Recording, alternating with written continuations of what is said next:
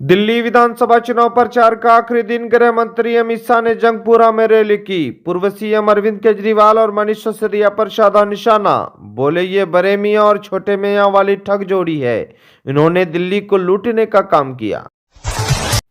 कांग्रेस सांसद राहुल गांधी पीएम मोदी की तारीफ की, यूपीए की खामी को गिनाई। बजट सत्र के दौरान बोले मेक इन इंडिया अच्छा आइडिया, बेरोजगारी का जवाब यूपीए भी नहीं दे पाई। दिल्ली विधानसभा चुनाव में ओखला विधानसभा से एमआईएम के उम्मीदवार सिफाउर रहमान के रोड शो में उमड़ा लोगों का जनसैलाब। असदुद्दीन ओवैसी बोले लोगों की भीड़ बता रही है कि ओखला के नए विधायक सिफाउर रहमान होंगे। दिल्ली विधानसभा चुनाव प्रचार का आखिरी दिन कालकाजी विधानसभा से आम आदमी पार्टी के उम्मीदवार के सभा में उमड़ा लोगों का जनसैलाब। वहीं पूर्व सीएम अरविंद केजरीवाल ने 10 साल के कामों को गिनाया। दिल्ली विधानसभा चुनाव के नतीजे से पहले पूर्व सीएम अरविंद केजरीवाल का दावा, दिल्ली में आपकी 55 सीटें आ रही, महिला जोर लगा दे तो 60 हो जाएगी। भाजपा के राष्ट्रीय अध्यक्ष जेपी नड्डा ने दिल्ली के बुराड़ी विधानसभा में आयोजित विशाल जनसभा को किया संबोधित। बोले ये चुनाव दिल्ली की तकदीर और तस्वीर बदलने की, आपदा से मुक्ति पाने और विकसित दिल्ली बनाने की चुनाव। दिल्ली विधानसभा चुनाव में कांग्रेस नेता राहुल गांधी और प्रियंका गांधी ने की रैलियां। प्रियंका ने कहा केजरीवाल ने 450 करोड़ रुपए प्रचार में लगाए। वहीं राहुल गांधी बोले मोदी जी ने हजारों करोड़ लगाए होंगे। दिल्ली विधानसभा चुनाव में आम आदमी पार्टी के समर्थन में उतरे अखिलेश यादव किराड़ी में किया रोड शो। पूर्व सीएम अरविंद केजरीवाल ने अखिलेश यादव की तहे दिल से शुक्रिया अदा किया। दिल्ली विधानसभा चुनाव में एमआईएम ने 2 विधानसभा सीटों पर झोंकी पूरी ताकत। मुस्तफाबाद में एमआईएम के राष्ट्रीय अध्यक्ष बैरिस्टर असदुद्दीन ओवैसी के सभा में उमड़ा लोगों का जनसैलाब। बिहार विधानसभा चुनाव से पहले महिला वोट को साधने के लिए तेजस्वी का प्लान। माई बहन मान योजना के अंतर्गत महिलाओं को 2500 रुपए प्रति माह देने का करेंगे ऐलान। बिहार के सीएम नीतीश कुमार का प्रगति यात्रा। भागलपुर में करोड़ों की लागत से 141 विकास योजनाओं का किया उद्घाटन और शिलान्यास। वहीं सबौर प्रखंड के बहादुरपुर उच्च विद्यालय में खेल मैदान का किया उद्घाटन। हरियाणा के पीडब्ल्यूडी मंत्री रणवीर गंगवा के सम्मान समारोह में अश्लील डांस। महिलाओं और बच्चों के सामने में मंच में नाची डांसर, अपमानजनक शब्द भी कहे डांसर और आयोजक पर हुआ एफआईआर दर्ज।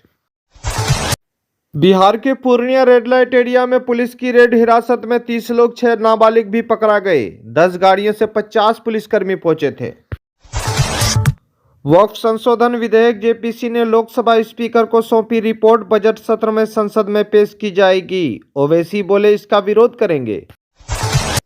राष्ट्रपिता महात्मा गांधी की 77वीं पुण्यतिथि, प्रधानमंत्री नरेंद्र मोदी ने राजघाट जाकर दी श्रद्धांजलि। वहीं राहुल गांधी ने लिखा गांधी जी व्यक्ति नहीं भारत की आत्मा है। महात्मा गांधी की पुण्यतिथि के मौके पर श्रद्धांजलि के बाद बिहार के सीएम नीतीश कुमार बजाने लगे ताली। विधानसभा अध्यक्ष ने उसे रोका। आरजेडी बोली नीतीश कुमार ने महात्मा गांधी का अपमान किया। बिहार में बीपीएससी 17वीं पीटी परीक्षा रद्द कराने की मांग को लेकर कैंडिडेट फिर से पटना में कर रहे हैं प्रदर्शन। बीपीएससी ऑफिस के पास पुलिस ने प्रदर्शनकारियों को रोका, वाटर कैनन मंगवाया, कई स्कूल बसें फंसी। वहीं इनकम टैक्स कोलंबर के पास हुई नोकझोंक। बिहार में कार की टक्कर से शिक्षक की गई जान, बेटा गंभीर रूप से हुआ घायल। सुपौल में आक्रोशित लोगों ने 6 घंटा किया हाईवे को जाम, घायल को डीएमसीएच किया रेफर। दिल्ली विधानसभा चुनाव में केंद्रीय गृह मंत्री अमित शाह ने रोहनी से भाजपा प्रत्याशी विजेंद्र गुप्ता के समर्थन में की रैली। पूर्व सीएम अरविंद केजरीवाल पर साधा निशाना। बोले आपका मतलब झूठ, फरेब और धोखा। कहा केजरीवाल कहते थे कि यमुना में थेम्स जैसा नदी बनाएंगे और डुबकी लगाएंगे, लेकिन डुबकी क्यों नहीं लगा रही है अरविंद केजरीवाल। दिल्ली विधानसभा चुनाव में छाया है यमुना नदी के पानी का मुद्दा। प्रधानमंत्री नरेंद्र मोदी ने कतार नगर में जनसभा को किया संबोधित। बोले यमुना का पानी प्रधानमंत्री भी पीता है। वहीं हरियाणा के सीएम ने नदी से पानी पीकर दिखाया। दिल्ली विधानसभा चुनाव बड़ा दिलचस्प होते दिखाई दे रहा है। जैसा कि आप जान रहे हैं, दिल्ली में बीजेपी और आम आदमी पार्टी के बीच घमासान है। इसी कड़ी में आप ओखला विधानसभा में आएंगे तो एमआईएम की एंट्री से आम आदमी पार्टी के जो उम्मीदवार हैं उनको बड़ा बेचैनी है। उन्होंने एमआईएम के राष्ट्रीय अध्यक्ष बैरिस्टर असदुद्दीन ओवैसी को बीजेपी का एजेंट कहा है। यानी ओखला प्रत्याशी अमानतुल्लाह खान ने ओवैसी साहब के द्वारा उनके खिलाफ प्रत्याशी उतारे जाने पर जमकर भड़ास निकाली है और कहा कि वो बीजेपी को जिताने आए हैं। अमानतुल्लाह खान ने ये कहा कि जब दिल्ली दंगे में हुए तो ओवैसी साहब कहाँ थे, यानी असदुद्दीन ओवैसी साहब दिल्ली दंगे में कहाँ थे।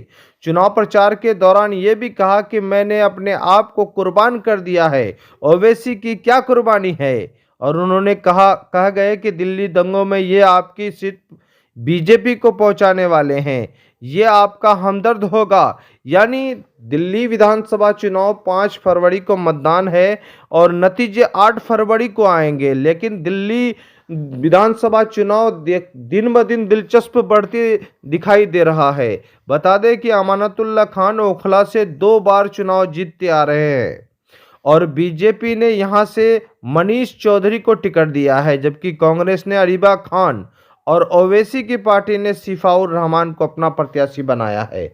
लगातार जो है एमआईएम के राष्ट्रीय अध्यक्ष ओवैसी साहब वहां पर चुनाव प्रचार करते हुए दिखाई दे रहे हैं।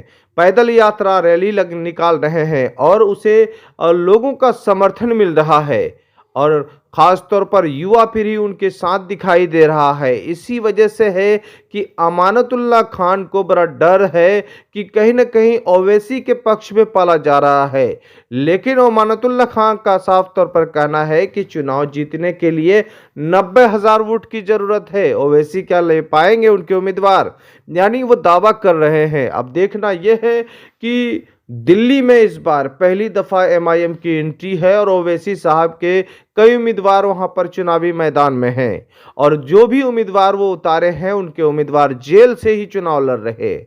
उनके परिवार जो है चुनाव प्रचार कर रहे हैं, उनके परिवार को साथ देने के लिए ओवैसी पूरी ताकत झोंक दी है।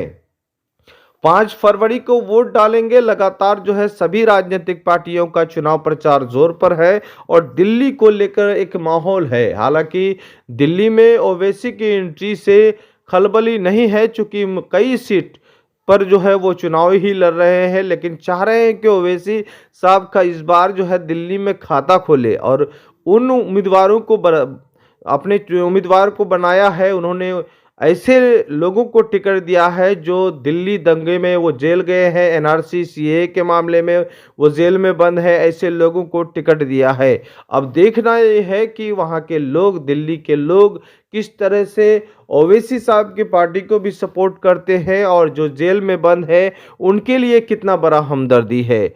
लेकिन ओवैसी साहब को लेकर जो है बड़ा बेचैनी अमानतुल्लाह खान को है और लगातार जो है ओवैसी पर निशाना साध रहे हैं। कहीं ना कहीं ओवैसी के चुनाव प्रचार से वो डरे हुए हैं और जिस तरह से ओवैसी का चुनाव प्रचार हो रहा है